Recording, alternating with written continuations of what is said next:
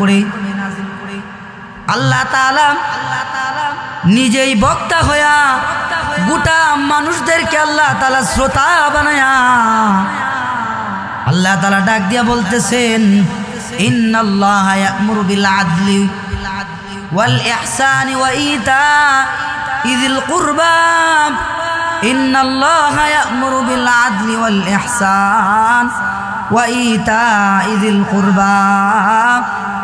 প্রথমত আল্লাহ তাআলা বলতেছেন, ও দুনিয়ার আদম, ও দুনিয়ার মানুষ, তোমাদেরকে আমি আল্লাহ তাআলা আদলওয়ালা ইনসাফওয়ালা হওয়ার জন্য আমি আল্লাহ তাআলা আদিষ্ঠিত করতেছি। সুবহান। তোমাদেরকে আমি আল্লাহ তাআলা ইনসাফওয়ালা আদলওয়ালা হওয়ার আদেশ করতেছি। তোমাদের দিলের ভিতরে, তোমাদের হায়াতে জিন্দেগির ভিতরে তোমরা আদলওয়ালা আমল ঢুকাও, তোমরা ইনসাফওয়ালা হয়ে যাও। কোনো হায়াতের জিন্দেগিতে তোমরা কেউ কারোর সাথে জুলুম করবা না, ন্যায় পরায়ণ হয়ে যাও, ইনসাফওয়ালা হয়ে যাও। তুমি 10,000 টাকার মালিক, 5,000 টাকার মালিকের সাথে জুলুম কইরো না। তুমি 3 তলা বিল্ডিংয়ের মালিক, 2 তলা বিল্ডিংয়ের মালিকের সাথে তুমি জুলুম কইরো না। তুমি 1 তলা বিল্ডিংয়ের মালিক, হাফ বিল্ডিংয়ের মালিকের সাথে তুমি জুলুম কইরো না। তুমি 10 কাঠা জমির মালিক, 5 কাঠা জমির মালিকের সাথে সাবধান, তুমি জুলুম করবা না। আদলওয়ালা হয়ে যাও, ইনসাফওয়ালা হয়ে যাও, সাবধান। তোমার হায়াতে জিন্দেগির মধ্যে তুমি জুলুম ঢুকাবা না। তুমি হায়াতে জিন্দেগির মধ্যে জুলুমটাকে এমনভাবে তোমার জিন্দেগির সাথে ফিট করিও না। তুমি ইনসাফওয়ালা হয়ে যাও, তুমি আমলওয়ালা হয়ে যাও।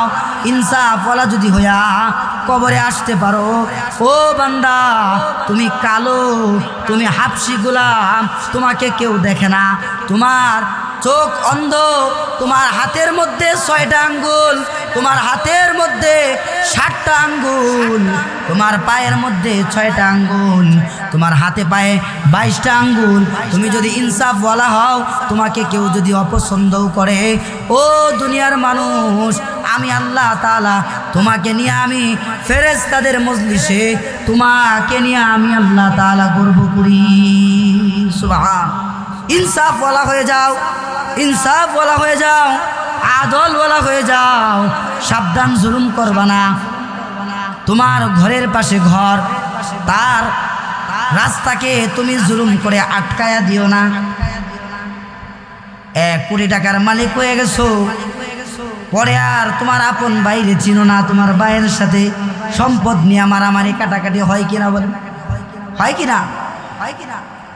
মারামারি কাটাকাটি, জুলুম, অবিচার। বলে শুধু তাই নয়, যদি আদলওয়ালা যদি না হইতে পারে, যদি ইনসাফওয়ালা যদি না হইতে পারে, তাহলে জমানার সবচেয়ে বড় বুজুর্গ হলেও সে আমল যে যত আমলই করুক না কেন, আল্লাহ তাআলা তার আমলকে আসমানের উপরে উঠাবে না। নাউজুবিল্লাহ। যত বড় আমলওয়ালা, ইমানওয়ালা হও না কেন, জমানার সবচেয়ে বড় আব্দুল কাদের জিলানী হলেও তোমার আমল আসমানের উপরে উঠবে না। তুমি যদি জমানার খাজা মাইনুদ্দিন চিশতি আজমিরি রহমাতুল্লাহ আলাইহি হও, তোমার আমল আসমানে উঠবে না।